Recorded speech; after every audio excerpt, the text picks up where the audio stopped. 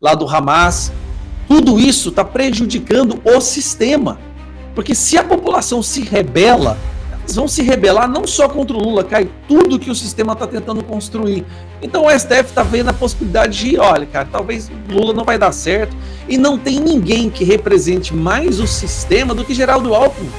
Inclusive eu acho que ele só foi colocado como vice do Lula por uma imposição do sistema. Ó, a gente libera para você ser candidato, te ajuda a chegar lá, libera todo o seu caminho, censura os adversários, mas você vai ter que colocar o Geraldo Alckmin como seu vice. Nós temos agora para falar conosco, com exclusividade, um cara que dispensa todas as apresentações, ele é absolutamente fenomenal. Estou com saudade do Gustavo Gaia, deputado federal. Bom dia, Gustavo, tudo bem?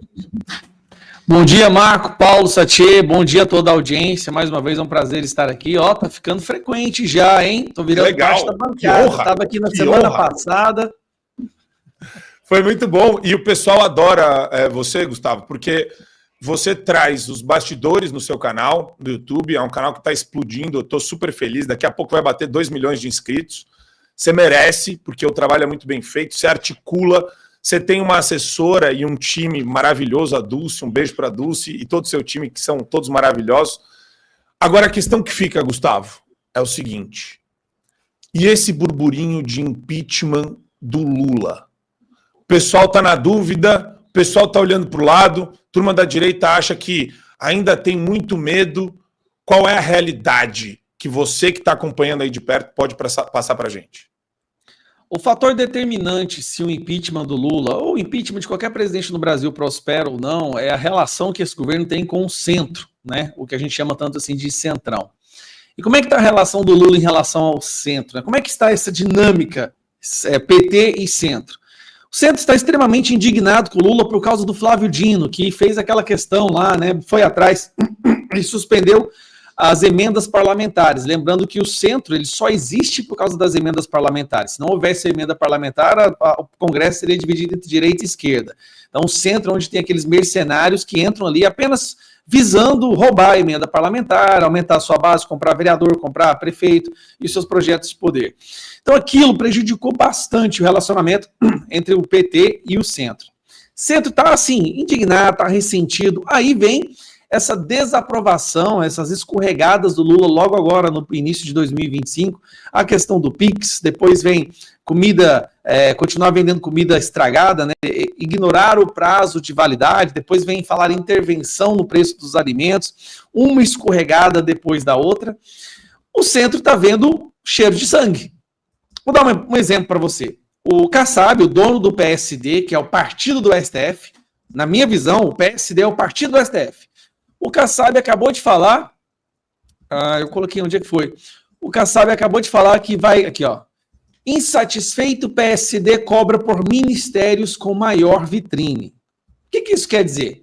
Partido de centro, vendo que o Lula está sangrando, sentiu o cheiro de sangue e quer abocanhar ainda mais o pedaço dessa carniça, né, que virou esse governo, para obviamente poder roubar mais dinheiro público. Há um afastamento acontecendo entre o centro e esse governo.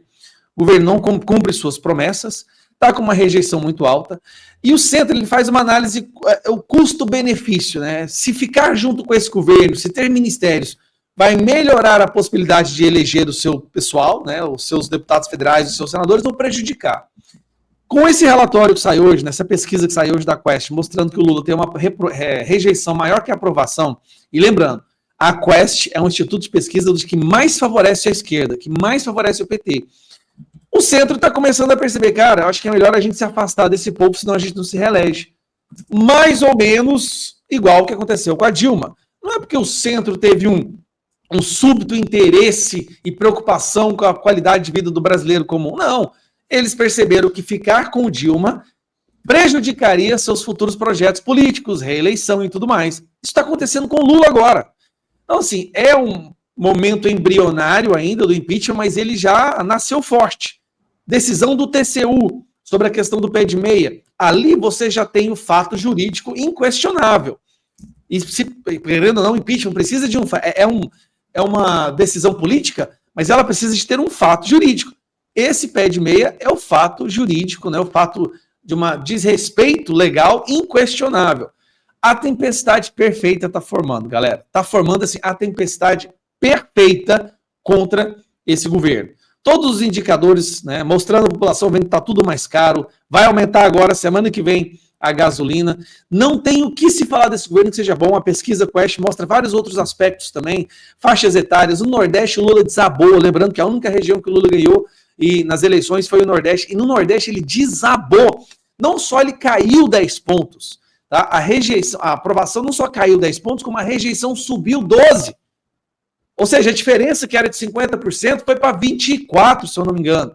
Nunca o PT esteve tão mal como está agora no Nordeste. Então, agora é só saber aproveitar essa situação. E agora eu jogo até uma pergunta para os meus colegas de bancada. É um questionamento que eu escuto muito aqui. Se a gente corre atrás do impeachment e a gente consegue derrubar o Lula, Alckmin assume e o PT vai ter a narrativa ensinada nas faculdades de golpe. Se a gente deixa ele continuar, vai sangrar o nosso país muito. Nós vamos ver um colapso econômico e já está. A inflação vai para 5,5 agora. A projeção de inflação já subiu de novo para 5,5. O Brasil sangra, as pessoas pobres vão sofrer muito, porém, uma lição será aprendida. Talvez para o resto da eternidade. Né? Não colocar presidentes de esquerda no poder. Aí fica aquela dúvida, sinceramente uma dúvida. Corre atrás do impeachment agora ou deixa o Lula terminar o seu governo para ele não ter narrativa de perseguição e a população aprender o que é votar no PT. Eu vou responder, Marco? Eu virei um entrevistador agora, você viu? Não, você tocou num ponto que para mim é primordial, Gair. Desculpa, Marco, me colocar na frente, mas assim, a maior, com todo o respeito, não a sua pergunta, tá, deputado, mas a maior idiotice que nós podemos pensar não, vamos deixar sangrar, porque nós estamos enfrentando, não é só o PT, não é só o Lula, e o PT não é um partido. O PT é um think tank revolucionário que comanda a Revolução Latino-Americana, são os cabeças do Foro de São Paulo, e eles promulgam as estratégias para a tomada do poder e das ditaduras em todo o continente. Dar espaço para o PT, achando que ele vai cair, etc., talvez nós estejamos entrando no caminho da Nicarágua, no caminho da Venezuela. A mexicanização da segurança pública já está acontecendo por intermédio dos braços deles aqui no Brasil. Talvez não dê tempo de voltar atrás, é cair no mesmo erro da Venezuela.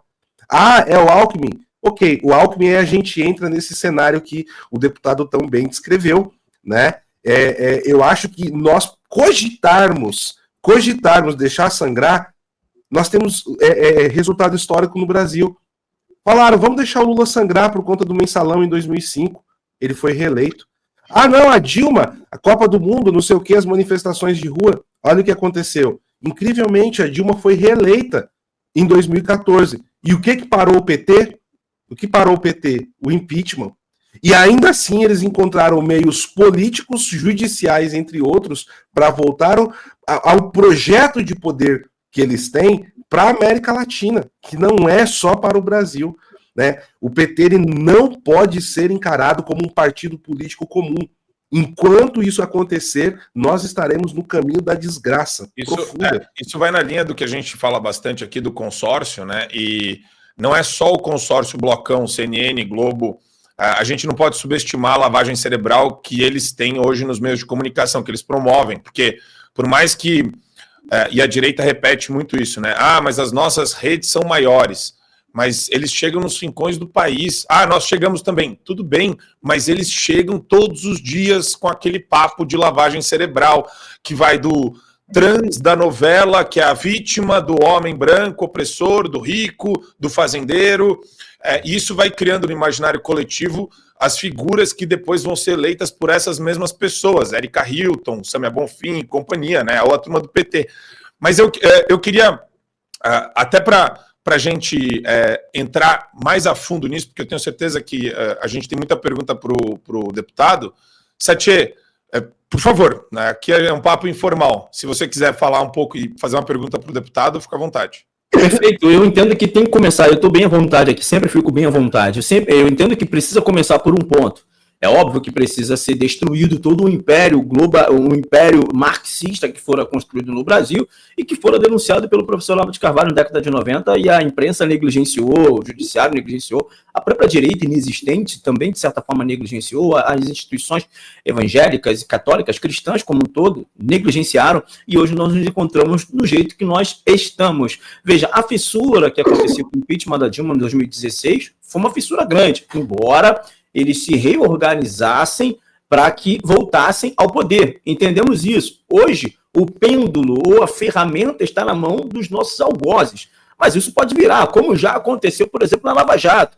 A Lava Jato foi uma ferramenta que fora usada para investigar corrupção. Essa corrupção estava ali no governo vigente. O PT e a corrupção feita pelo antigo governo do PT também, que foi do Lula. Veja, 2016 a gente conseguiu respirar e sonhar com uma nova realidade. Então eu entendo que a luta nas ruas pelo impeachment é uma luta nobre, é uma luta que dá para trazer resultados e dá para mostrar o aceno. Agora, deputado Gustavo Gaia, além da luta na rua, que já estão se organizando agora a partir do dia 16, se não me falha a memória, de março, quais são as lutas políticas dentro do Congresso Nacional? Eu sei que estamos em recesso, volta agora em fevereiro, mas o que está acontecendo efetivamente no Congresso Nacional para corroborar com o movimento das ruas e com os anseios da população brasileira? É como você disse, Sati, agora nós estamos no momento onde não há sessões. Quando não há sessão, os deputados nem sequer vão para Brasília, não tem como a gente conversar com os deputados que não estão dentro dos nossos grupos, vamos dizer assim, né? Então a gente tem os nossos grupos, obviamente, a gente conversa mais aqui entre o PL, a oposição, e não tem essa articulação acontecendo justamente porque nós não nos encontramos. É como se houvesse um grande recesso. Esse é o problema do Brasil, né? Era para todo mundo estar trabalhando, mas não. O recesso de política é o recesso mais longo que já se viu na história. Agora, nós estamos sim trabalhando para conseguir espaço nas comissões, bloquear o PT em todas as comissões possíveis. A gente sabe que eles virão com tudo na questão das redes sociais. Na cabeça do petista, a desaprovação do Lula, o aumento da picanha, do preço da picanha, o aumento do preço da gasolina, o aumento da inflação, o aumento da Selic é por culpa das redes sociais. Não é culpa do Lula, não é culpa da incompetência desse governo, não é culpa da incompetência do Haddad, é culpa do povo que de repente começa a analisar as coisas por um prisma diferenciado que não seja o da extrema imprensa. Então nós sabemos que eles virão com tudo dessa vez. Agora sim, sem meias palavras, sem comer pelas beiradas, para censurar as redes sociais. Para impedir que programas como esse, como o Show da Manhã e o Fio Diário aconteçam pelo Brasil. Então nós estamos tentando conquistar a Comissão da Comunicação, porque na Comissão da Comunicação nós podemos estabelecer ali pelo menos um grande obstáculo a essa tentativa do governo de nos censurar. Então é um foco que nós temos. Aí nós temos a Comissão de Relações Internacionais também, a Comissão de Relações Internacionais, a QDREM, esqueci a sigla dela, mas é a Comissão de Relações Internacionais Exteriores, né, que a gente vai tentar pegar também para ter mais articulação com o governo do Trump. E como vocês estão acompanhando, gente, o Trump não veio para fazer palavras bonitinhas. O que aconteceu com a Colômbia agora ficou bem claro, né? Se o governo do Lula achou que ia poder bater de frente com o Trump, a Colômbia passou a maior vergonha internacional que eu já vi. Ela superou o Brasil de longe, né? Comprou briga, blefou, o Trump foi para cima, pagou o blefe, voltaram para trás, vão aceitar os deportados algemados nos aviões americanos, acabou, não tem mais conversa. Então, a gente está vendo muita essa articulação acontecendo também com os Estados Unidos, com o governo americano, para conquistar, para nos ajudar aqui, né? Para trazer luz para o mundo para o que está acontecendo no nosso país. Fora isso, é esperar, obviamente, o início das comissões e travar os projetos que o PT vai vir com tudo. Lembrando, o custo de aprovar um projeto agora do PT está mais alto, tá? Quando o PT ou o governo, pelas pesquisas lá em 2023, início de 2024, mostravam uma aprovação muito grande, né? Como que nós sabemos que não era verdade, mas as pesquisas mostravam uma aprovação muito grande. Era muito mais fácil para esse governo comprar votos de deputados e senadores. Porque para esses deputados e senadores, estar junto com esse governo representa uma maior possibilidade de ser reeleito. Só que aí vem, o governo quebra, o governo suspende as emendas, claramente não tem nem verba para pagar a emenda mais, esse governo está totalmente quebrado e está com a rejeição muito alta. Isso cria uma bola de neve. Deputados e senadores de centrão começam a analisar e pensar assim, peraí, se eu votar, se eu ficar junto desse governo, eu vou me queimar, dificulta a minha possibilidade de reeleição, e eu já sei que eles não estão cumprindo promessa, que eles prometem que vão pagar e não pagam. Lula prometeu que ia pagar, o povo foi e votou na reforma tributária, na semana seguinte, Flávio Dino vai lá e suspende tudo. Eu não vejo como o governo consiga reconquistar a confiança do centro. E se você perde o centro, você perde o governo. Tem um superchat aqui, antes de eu jogar para o PH, que eu queria transmitir para o deputado Gustavo, do Rodrigo Torre. Olha só. Bom dia, deputado. Caso o impeachment aconteça, qual o risco real do STF derrubar e continuar a democracia em nome do amor? O Rodrigo Torre, eu sou da opinião que o próprio STF já está também alargando a mão, abandonando o Lula. Ele está custando muito para o sistema. Eles fizeram tudo, Lula só serviu para entre aspas, né, derrotar Bolsonaro nas eleições, só que agora ele está custando muito para esse sistema. Está envergonhando o Brasil internacionalmente, está colocando o Brasil em risco de sofrer sanções internacionais, aproxima o Brasil dos narcoditadores da América Latina, de terroristas lá do Hamas. Tudo isso está prejudicando o sistema. Porque se a população se rebela, elas vão se rebelar não só contra o Lula, cai tudo que o sistema está tentando construir. Então o STF está vendo a possibilidade de, olha, cara, talvez o Lula não vai dar certo, e não tem ninguém que represente mais o sistema do que Geraldo Alckmin. Inclusive eu acho que ele só foi colocado como vice do Lula por uma imposição do sistema. Ó, a gente libera para você ser candidato, te ajuda a chegar lá, libera todo o seu caminho, censura os adversários, mas você vai ter que colocar o Geraldo Alckmin como seu vice. O sistema ele não dá ponto sem nó. Então, se o Lula está no caminho de sofrer impeachment, o sistema vai liberar ele para que isso aconteça. Porque ele está custando muito, justamente para esse sistema que o colocou lá. Mas que esse ponto eu acho interessante. Só lembrar, pessoal, a partir de 50 a gente lê durante o programa, a partir de 10 ao final, tá? A nossa regrinha do Superchat para organizar aqui a nossa vida. Mas é um ponto interessante, Gustavo, porque o Supremo, ele deixa todos nós completamente estarrecidos, não é nem semana após semana, é dia após dia. A gente tem aqui um quadro no programa chamado Crimes do Supremo Tribunal Federal, onde a gente aponta uma quantidade de abusos, né, que, inclusive, a gente está mensurando isso lá no exterior, no IFPE, para publicar até o começo do ano legislativo, mas quando a gente achava que ia arrefecer, eles dobraram a aposta. Foi. É por isso que é uma incógnita, de fato, né? A gente fica sempre... não dá para fazer um cálculo... É muito difícil para vocês fazerem cálculo político quando do outro lado da Praça dos Três Poderes, né, do lado de vocês, tem um Supremo que não dá segurança jurídica nenhuma porque ele se tornou um regime totalitário, de fato, né?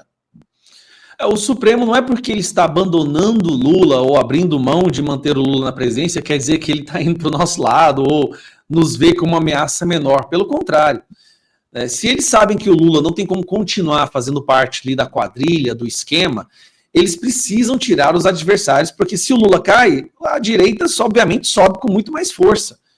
Agora, então, uma coisa não impede a outra de acontecer. O sistema abandona Lula, o sistema talvez entrega Lula para um impeachment, mas fará de tudo para que a direita não cresça no Brasil, para que os conservadores não alcancem mais espaços no poder. Isso são coisas completamente distintas. É assim que eu vejo.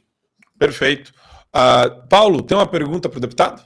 Eu tenho um comentário, né, que eu acho que é inspirador, porque o deputado falou tão bem da questão da Colômbia ontem, e olha só o que aconteceu.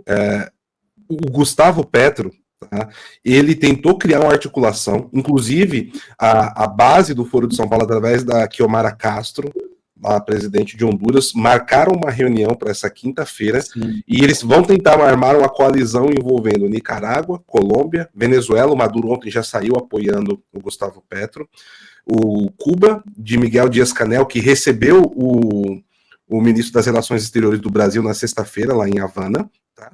E também nós temos o México nessa trama. E o que acontece? O que fez o Petro recuar igual um cachorrinho com o rabo entre as pernas ontem? Boa parte da população civil colombiana foi para as redes sociais, convocaram manifestações de rua para pedir o impeachment, tá? Para pedir o impeachment do Gustavo Petro. Vários senadores da oposição, alguns de direita, a maioria de direita, para falar a verdade, principalmente no Senado colombiano, pediram que o Petro renunciasse imediatamente. Os prefeitos e governadores montaram um comitê de crise, começaram a fazer contato com o Departamento de Estado americano e estabeleceram uma ponte com o Marco Rubio ontem para mostrar que aquela era uma posição pessoal do Gustavo Petro e não do governo colombiano como um todo, quando eu falo governo em todas as instâncias, tá? E foi por isso que uma das sanções que o Trump aplicou ontem foi justamente de qualquer pessoa que fosse filiada ao partido do Petro ou de algum partido que apoiasse o governo, tá? Ia ter o seu passaporte, o seu visto americano suspenso imediatamente. Assim, ele emparedou o Petro de uma forma que, se hoje o Petro continuasse, em uma semana o governo dele caía. Foi esse o poder que o Trump colocou na mesa ontem, quando ele colocou aquela sigla em inglês que dizia, traduzindo aqui para o português, né? Procurou o problema veio, né? Procurou o contato veio. Se foi nada, segue o jogo. Então, deputado, isso demonstra que o trabalho que vocês estão fazendo agora, esse projeto Fora Lula, é extremamente importante e isso acuou o governo, tá? Não sejamos aqui, vamos tirar as coisinhas de lado. Eu posso falar, deputado, eu sei que muitas coisas o senhor não pode dizer. Foi por isso que ontem o Lula não saiu para defender o Gustavo Petro, porque ele sabe que a corda dele está no pescoço também aqui, a situação dele não é fácil, ele tem ministro falando para o povo parar de comer laranja no Brasil, tá? A situação é essa. Então, assim, esse trabalho está sendo muito bem feito, deputado, parabéns, eu não quero fazer pergunta, eu quero parabenizar, e como cidadão aqui dá força, porque os fatos estão acontecendo, e o Petro ontem ele foi emparedado pelo povo e por outros políticos, que contornaram ele para o país não afundar.